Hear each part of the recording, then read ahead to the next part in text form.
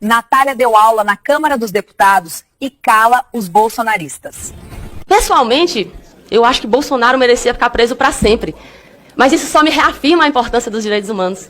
Porque se cada um aqui fosse decidir conforme suas vontades, suas convicções pessoais, não existiria Estado de Direito. Já pensou se os deputados que estão aqui falando na prisão, achando ruim a prisão de Bolsonaro, se eles ainda estivessem dizendo que bandido bom é bandido morto? O ex-presidente talvez vá deixar de ter direito, por exemplo, àquela saída temporária dos dias, né, que foi praticamente extinta pelo Congresso, mas se quando ele estiver no semiaberto, quiser trabalhar ou estudar, Bolsonaro, aí ele vai poder ter acesso. 2025. Quanto tempo esse país precisou para amadurecer até o ponto de colocar no banco dos réus golpistas?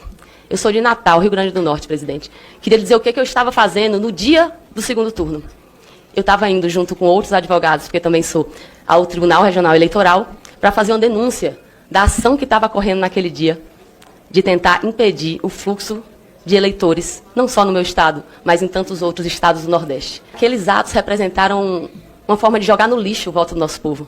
O meu povo nordestino teve, de forma especial, naquele dia, o seu direito, daquele o mais elementar do exercício da democracia, embora não se resuma a ela, de votar. E a gente está falando aqui de pessoas que tinham como prática não só um discurso violento, não só um fomento à violência, um incentivo ao ataque à violência política de gênero, ao racismo, mas a gente também está falando de pessoas que costumavam homenagear ditadores que matavam, estupravam, ocultavam cadáveres que até hoje seguem desaparecidos. Pessoas que chegaram a homenagear quem comandava sessões de tortura em que se introduzia na vagina de mulheres um rato vivo. Isso é abjeto. Pessoas que, quando o nosso povo estava no seu momento mais duro, vivendo a pandemia, as pessoas morrendo, indo embora, enquanto tinha um presidente que debochava e ria, enquanto o povo brasileiro era levado ao abismo. Quantas coisas podem ser atribuídas ao ex-presidente Bolsonaro?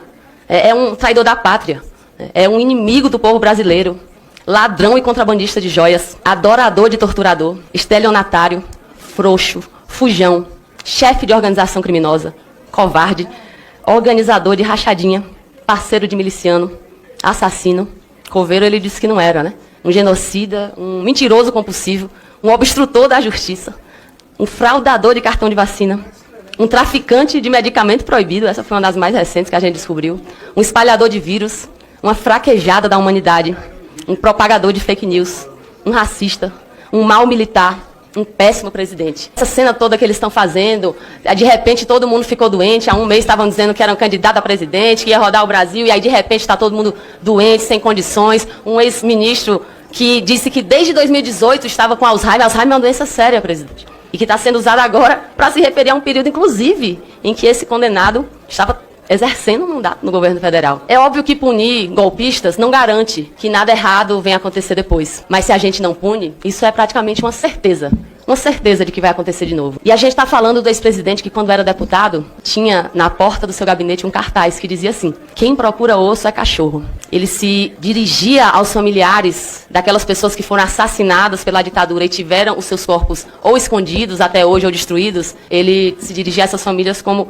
cachorros. É por tudo isso que a gente tem que celebrar o que aconteceu nessa semana. E a gente tem falado muito sobre o ex-presidente, hoje condenado, preso, Jair Bolsonaro, mas eu queria ainda aqui mencionar a importância simbólica e pedagógica da condenação dos generais que tentaram dar um golpe. As nossas Forças Armadas precisam disso, que isso aconteça. Nunca havia acontecido nada. Segue no STF hoje uma discussão sobre a validade ou não de uma antiga lei da anistia, que foi feita para evitar a perseguição que aconteceu na época e posteriormente foi deturpada para que se deixassem impunes torturadores, estupradores, assassinos, e tudo isso ficou para debaixo do tapete. Nunca se puniu. Várias senhoras morreram sem receber os remanescentes mortais dos seus filhos. Várias senhoras morreram sem nunca ter um túmulo onde deixar flores. E a condenação desses generais agora, é preciso lembrar que não é o último passo, porque essas pessoas não podem carregar ainda consigo o nome das Forças Armadas. Essas pessoas não podem ter o direito de serem tratados